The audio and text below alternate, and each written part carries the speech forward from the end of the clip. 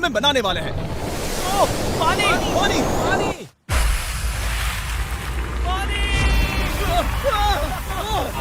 आपने अभी अभी केन्या के एक छोटे से गांव को पीने के पानी का अनलिमिटेड सप्लाई मिलते हुए देखा, वो भी सिर्फ 1 सेकंड में। अभी एक कुआं बना है और 99 बाकी है। आपको ये वीडियो बहुत पसंद आएगा। इन 100 कुओं को मिलाकर 5 लाख से ज्यादा लोगों को पीने का ताज़ा पानी मिलने वाला है। केन्या की इस साइट पर कुछ कुएं बनाने के बाद हम नाइरीरी स्कूल सिस्टम के साउथ में गए और कह सकते हैं कि उन्हें हमसे मिलकर बहुत खुशी हुई। क्या हाल है? मैंने ऐसा नहीं सोचा था। स्वागत के लिए शुक्रिया।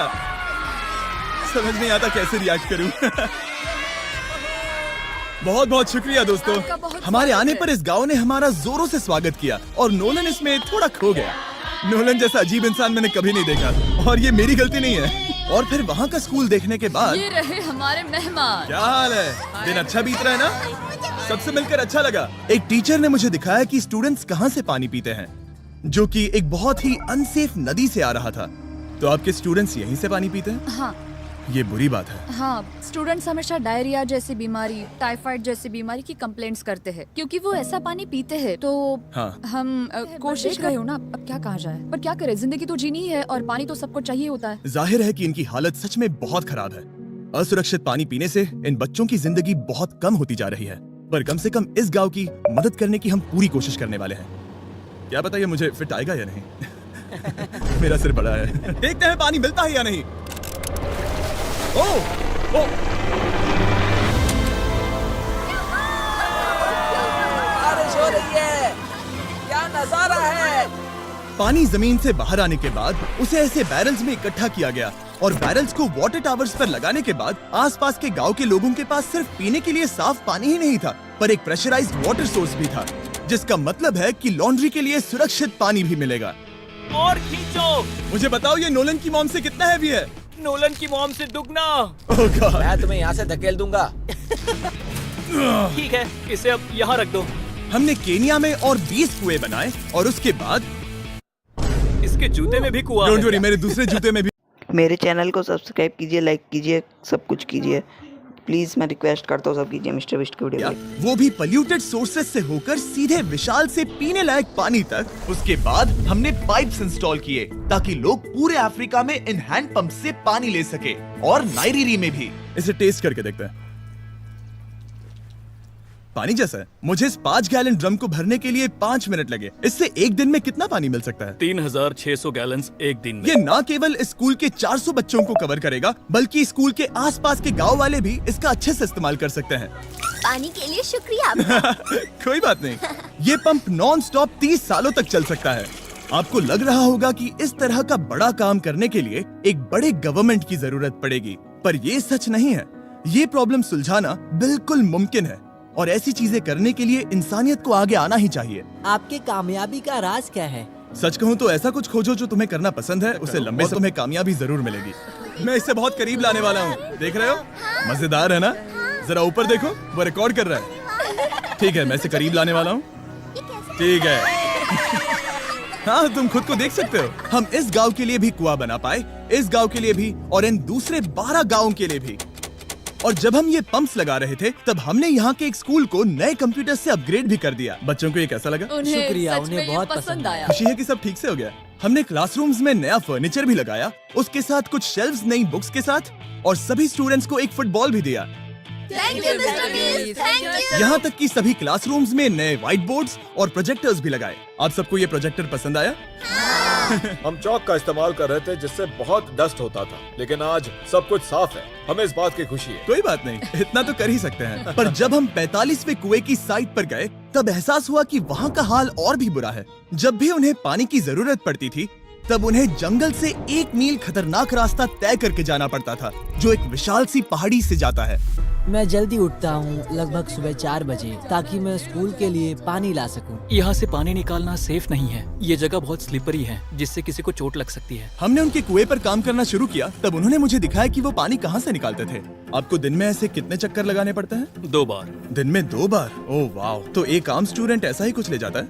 हाँ। ओह गॉड, अगर 200 स्टूडेंट्स ऐसा रोज करते हैं तो ये कितना मुश्किल होगा? बहुत मुश्किल हो सकता है। ओह गॉड, ये ढलान तो बहुत बड़ी है।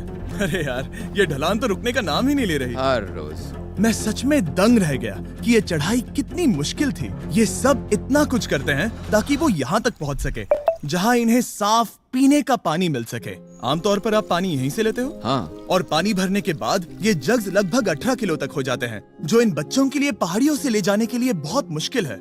लेडीज आराम से ये 2 उठा सकती ओह, हैं। तो मैं अभी जरूर ले जा पाऊंगा।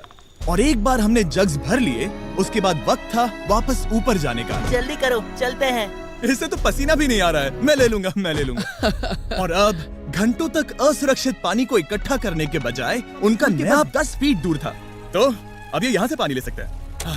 बहुत थक गया हूँ। और फिर हम गए हमारे अगले गांव में, जहां हमने बनाया हमारा 46वां कुआं। पर हमें एक प्रॉब्लम से गुजरना पड़ा। हमने देखा कि ये गांव आधे से बटा हुआ है, वो भी इस खतरनाक सी नदी से। ये अभी इतनी खतरनाक नहीं लगेगी, पर जब बारिश का मौसम आता है, पानी ऊपर तक आकर इस पुल को पूरी तरह से निगल लेता है। और ये पुल इसलिए इतना जरूरी है क्योंकि वहाँ जो गाँव है, वहीं पर सभी हॉस्पिटल्स और यहाँ से रोज गुजरना पड़ता है। ये खतरनाक है, लेकिन इस पुल के अलावा इनके पास और कोई ऑप्शन नहीं है। जब ये नदी उफान पर होती है तो ये किसी को भी बहा ले जाती है, लोग, स्टूडेंट्स, यहाँ तक कि जानवर भी। हाल ही में इस नदी को क्रॉस करने की कोशिश में हमने 3 लोगों को खो दिया। इस तरह किसी की जान जाना पागलपन है और हम इसे स्वीकार नहीं कर सकते। और जिस पल हमने इस बारे में सुना, तब हमें मदद करनी ही पड़ी। तो पंप तक जाने वाले पुल को जब हमने ठीक करना शुरू किया, तब हमने केन्या से 2000 मील दूर जिम्बाब्वे देश का भी सफर तय किया। अफ्रीका में आए 1 हफ्ते से ज्यादा हो गया है और अब भी कई पंप्स लगाने बाकी हैं। तुम में से बदबू आ रही पर मैंने सुबह ही शावर लिया था। बात होते ही मैं हाथ नीचे ले लूंगा। इस काम के लिए मैं तुम दोनों पर भरोसा कर सकता हूं। हमें सबसे पहले एक लोकल हॉस्पिटल की जांच करनी थी, जहां साफ पानी की सख्त जरूरत थी। अंदर जाने पर हमें पता चला कि इस क्लिनिक की इस गांव को कितनी जरूरत थी। 1 साल में यहाँ पर कितने बच्चे जन्म लेते हैं? 1 महीने में करीब 50। इसका मतलब 1 साल में पूरे 600। वाह! पर दुख की बात यह है कि इन प्रेग्नेंट महिलाओं को सिर्फ पानी लाने के लिए 1 मील तक जाना पड़ता है और इन भारी बकेट्स को लेकर वापस आना पड़ता है। पर अच्छी खबर यह है कि हमने इनकी पैसों से मदद की यहाँ पर एक मॉडर्न पंप लगाने के लिए। और अब बस देरी थी इसे शुरू करने की। ठीक है नोलन, क्या तुम तैयार हो? मैं तैयार हूँ। ओवर। मुझे एक ड्रामेटिक जूम इन दो। नोलन, मैंने बटन दबा दिया है, ये काम कर रहा है। और इसी प्रकार के वीडियो के लिए मेरे चैनल को सब्सक्राइब कीजिए, लाइक कीजिए। आप जाकर चेक करना चाहेंगे? हाँ। वहाँ पर? हाँ, चलो चलते हैं। लोगों को पानी मिलता देख मुझे आखिर बहुत अच्छा खुशी हो पानी रही मिल ही है। गया। ये सच में कमाल की बात है। हमारा नोलन एक प्रोफेशनल डांसर है। हाँ। यकीन नहीं हो रहा, मैं डांस कर रहा हूँ। वो कर क्या रहा है? ओह गॉड, सॉरी, मैं नहीं चाहता कि आप इसे और देखें। साफ पानी मिले ये पक्का करने के अलावा इस गांव में बहुत से स्टूडेंट्स को ट्रांसपोर्टेशन की भी दिक्कत थी, तो हमने इन सबको नई साइकिल्स देने का फैसला किया। बच्चे बहुत ज्यादा हैं, पर हमने साइकिल्स भी उतनी ही खरीदी हैं। सच बताऊं तो मुझे साइकिल चलाना नहीं आता। जिमी को सिर्फ साइकिल देना आता है। कभी इसे चलाना नहीं सीखा। तो चलो हम एक रेस लगाते हैं। 3, 2, 1, गो! ओह माय गॉड, सभी मुझसे आगे जा रहे हैं। संभल के, मुझे चलाना नहीं आता, किसी को उड़ाना नहीं चाहता। तुम इसे चलाओगे? ठीक है, जाओ चलाओ। ओके।